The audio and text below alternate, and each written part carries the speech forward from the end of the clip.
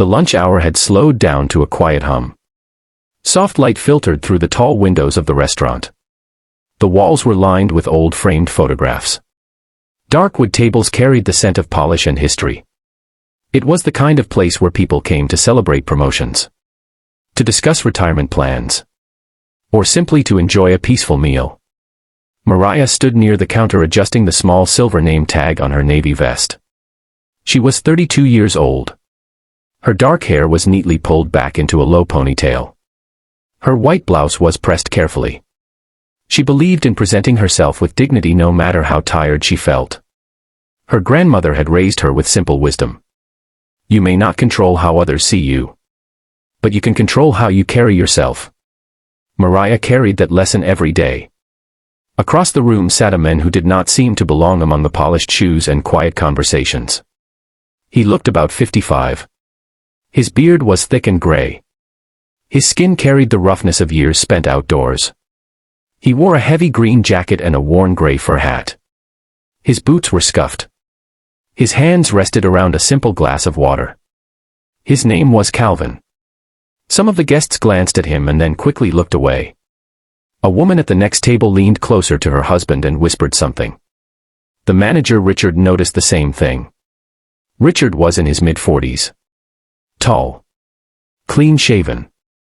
Wearing a dark suit with a striped tie. His arms folded as he observed the room carefully. He stepped toward Mariah. Make sure he orders something, he said quietly. We are not running a shelter. Mariah nodded politely. But something inside her tightened. She remembered a winter from her childhood, when her father lost his small repair shop after the factory in town closed. There were weeks when her family survived on canned food and church dinners. She remembered the feeling of being watched, of being measured, of being quietly judged. She picked up a menu and walked toward Calvin. Good afternoon, sir, she said gently. May I bring you something warm? Calvin looked up slowly. His eyes were tired but clear. I do not have much money, he replied carefully. Mariah gave him a small, reassuring smile. Let us not worry about that right now. What would you like? He hesitated. Then quietly said, just coffee. Mariah paused. Then nodded. She returned a few minutes later with a full plate. Roast beef, mashed potatoes, fresh bread, and a cup of hot coffee. Steam rose gently from the food. Calvin stared at it. I only asked for coffee, he said. This comes with it, she answered softly. He understood. There was pride in his posture, but also gratitude. Thank you, miss, he said. As he began to eat, he did so slowly, carefully, with the manners of someone who had once sat at many dinner tables. Mariah noticed. He did not rush. He did not waste. He folded his napkin properly. There was a story there. Across the room, Richard watched.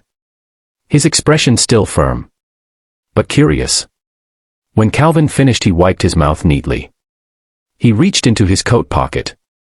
He pulled out a small folded piece of paper. Miss, he said. Mariah stepped closer. He placed the note gently into her hand.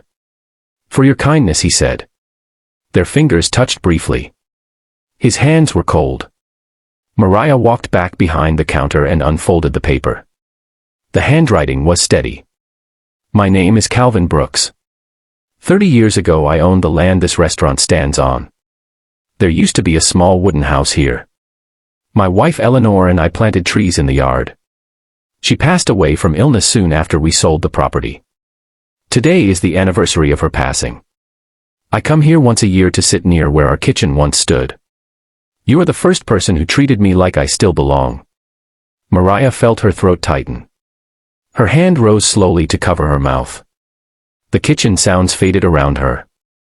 He once owned this land. She looked through the service window toward him. Calvin sat quietly, staring at the table, as if remembering laughter only he could hear. Richard stepped beside her. Is everything all right, he asked. Mariah handed him the note. He read it slowly. The sternness in his face softened. For a long moment he said nothing. Life can change direction without warning. The strong can become fragile. The wealthy can become forgotten. Mariah felt tears slip down her cheek. "I want to sit with him," she whispered. Richard nodded. They walked together toward Calvin's table. "Sir," Richard began gently. "We did not know." Calvin looked up. "There is nothing to know," he said calmly. "Life moves on." Richard pulled out a chair. "May we join you for a moment?" Calvin gave a small nod. Mariah sat quietly listening as he spoke about Eleanor. He described her laughter. The way she sang softly while cooking. How they saved for years to build that little house. How they planted 2 maple trees that would turn golden every autumn. He spoke slowly. Without anger. Without self-pity. Just memory.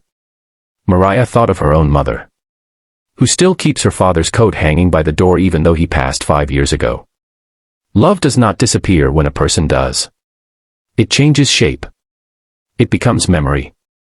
It becomes quiet loyalty. Calvin looked around the restaurant. "Sometimes I close my eyes and I can still hear her in this space," he said. The 3 of them sat in silence. Not uncomfortable silence, but respectful silence. After a while Calvin stood carefully. "I should go," he said. Richard stood as well. "Mr. Brooks, this table will always be here for you. And your meals will be taken care of." Calvin straightened. "I do not accept charity." Richard met his eyes. "This is not charity. This is gratitude." Calvin studied his face. Then slowly nodded. As he walked toward the door, something unexpected happened. An older gentleman from another table stood up. He placed money on the counter. "For his next visit," he said. A woman nearby gave Mariah a soft smile. The atmosphere had changed. Something gentle had passed through the room. After Calvin left, Mariah stepped outside for a breath of fresh air. The sun was lowering, casting warm light across the street.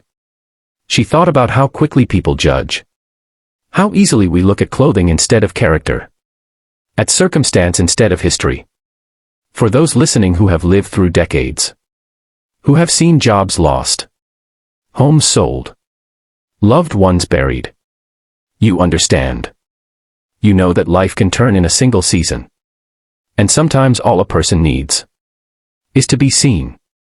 Mariah kept the note. She folded it carefully and placed it inside her purse. Not as a trophy, but as a reminder. Years from now she will remember this day. Not because of the meal, but because of the moment. The moment a quiet act of kindness returned dignity to someone who once built a life on that very ground. And perhaps you listening right now will think of someone in your own story. Someone aging. Someone overlooked. Someone sitting quietly in a corner of your memory. Maybe tomorrow you will call them. Visit them. Or simply offer a warm word. Because at the end of our long journeys, after careers and houses and titles fade, we all want the same thing. To know that we mattered. To know that someone remembers. To know that even in worn coats and tired seasons, we are still worthy of respect. This is what the Black Voices stands for.